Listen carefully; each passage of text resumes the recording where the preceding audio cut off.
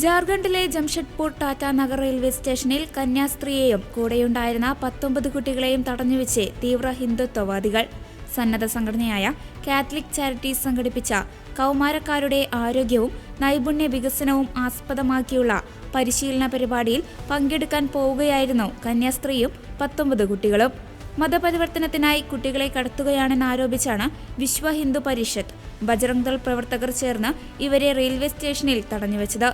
കഴിഞ്ഞ വെള്ളിയാഴ്ച വൈകുന്നേരമായിരുന്നു സംഭവം.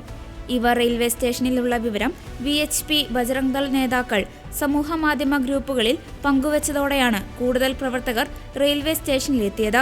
ഇതോടെ റെയിൽവേ പോലീസ് എത്തി കന്യാസ്ത്രീയെയും സംഘത്തെയും സ്റ്റേഷനിലെത്തിച്ച് ചോദ്യം ചെയ്തു.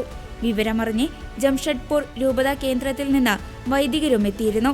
സന്നദ്ധ സംഘടനയായ കാത്തലിക് ചാരിറ്റീസ് സംഘടിപ്പിച്ച കൗമാരക്കാരുടെ ആരോഗ്യവും നൈപുണ്യ വികസനവും ആസ്പദമാക്കിയുള്ള പരിശീലന പരിപാടിയിൽ പങ്കെടുക്കാൻ പോയവരാണ് കുട്ടികളെന്ന് വ്യക്തമായതോടെ പുലർച്ചെ 3 മണിയോടെ ഇവരെ വിട്ടയക്കുകയും ചെയ്തു.